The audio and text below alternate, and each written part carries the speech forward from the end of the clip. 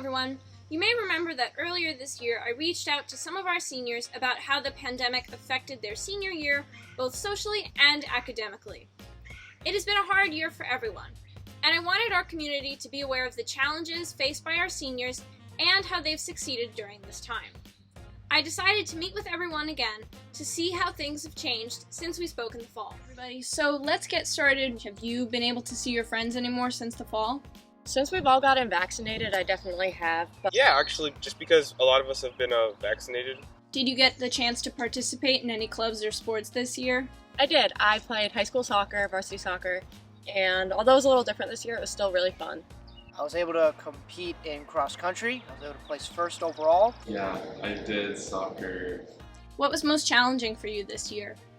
Was anything made easier? Remote learning has been a lot easier for me because it gives me a lot more time. Finding out what you love is very important in this time, that I feel like I learned what I loved and I was able to counter that feeling of not going back to the normal days. There were definitely some long stretches for school before we knew that the IB exams were canceled, where it was just full tilt trying to get the entire curriculum in half the amount of time we usually do. Being online all year was really hard.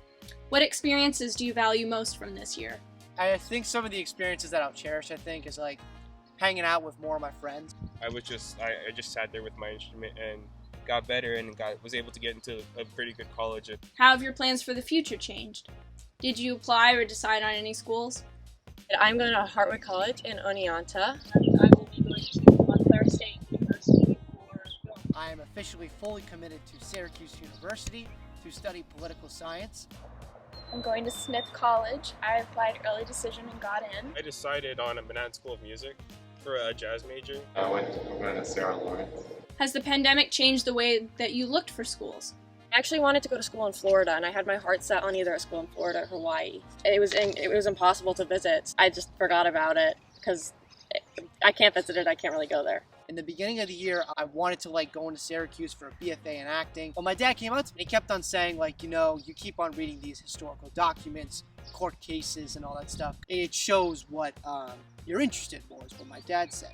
And after a long time thinking about it, I was like, not only is it something that I like, but I feel like I can also possibly get more of a job. If I was in California, quarantining in school versus if I was 2 hours away from home, that would be a lot trickier. So I guess I did cancel out a lot of the schools that were far away.